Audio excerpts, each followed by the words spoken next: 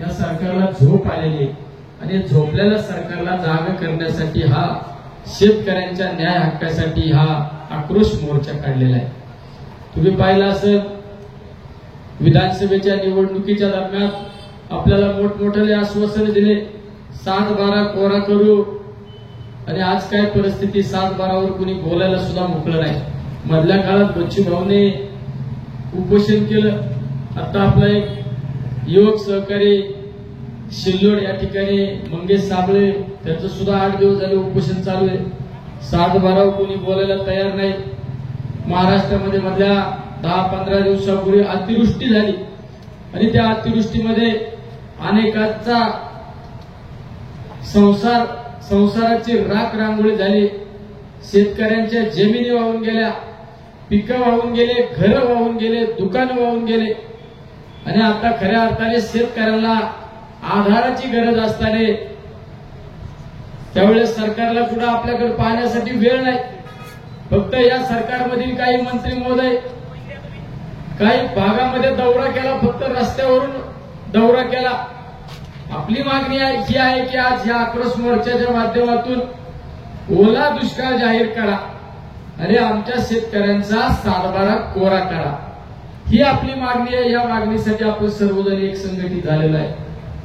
तुम्ही पाहिलं असं बेरोजगारीच्या बाबतीत सुद्धा मोठ्या प्रमाणात बेरोजगारांचे प्रश्न आज या ठिकाणी आहे। बेरोजगारांना नोकऱ्या नाही, युवकांना बेरोजगारी बोलायला सरकार तयार नाही, अशा अनेक प्रश्न या ठिकाणी आपल्या सर्वांसमोर आहेत। शेतकऱ्यांना मधल्या काळामध्ये काय सांगितलं, 8,000-8,500 रुपये हेक्टरी अनुदान देऊ।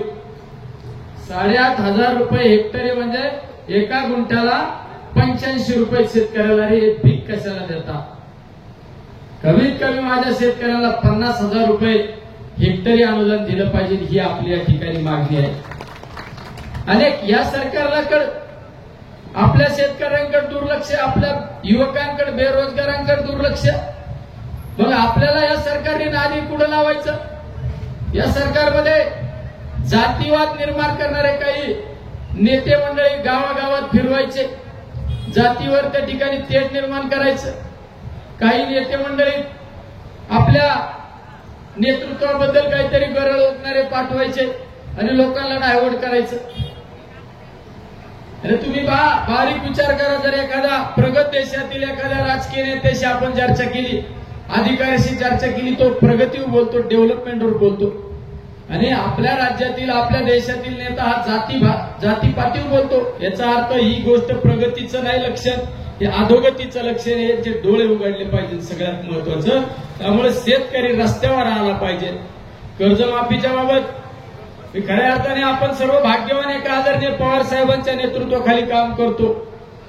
या राज्यामध्ये सर्वात प्रथम कर्जमाफी जी केली असेल ती संत तुकोबांनी कर्जमाफी केली, नंतर छत्रपती शिवरायांनी कर्जमाफी केली आणि त्यानंतर कर्जमाफी कोणी केली असेल 72,000 कोटी रुपयाची कर्जमाफी आदरणीय शरदचंद्रजी पवार साहेबांनी कर्जमाफी केली। आणि त्याच पवार साहेबांनी नाशिकमध्ये आक्रोश मोर्चा काढला।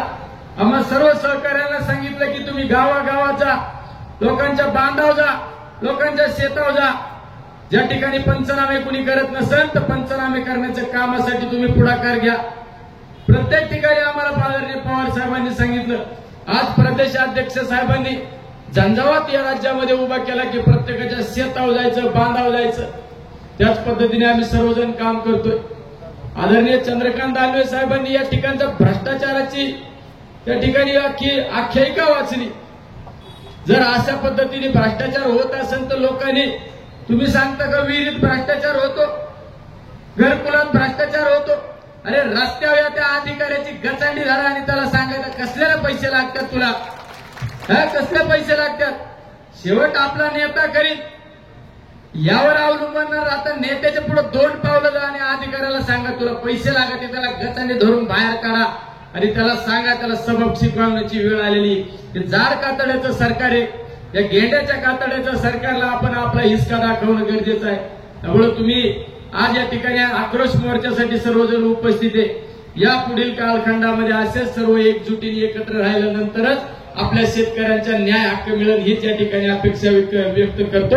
आणि या ठिकाणी अनेक शेतकरी माझे उपस्थित सर्वांना धन्यवाद देतो आणि असेच एकजूट या पुढील कालखंडामध्ये ठेवा हेच या ठिकाणी अपेक्षा व्यक्त करतो. थांबतो. रामकृष्ण हरी. जय हिंद. जय शेतकरी.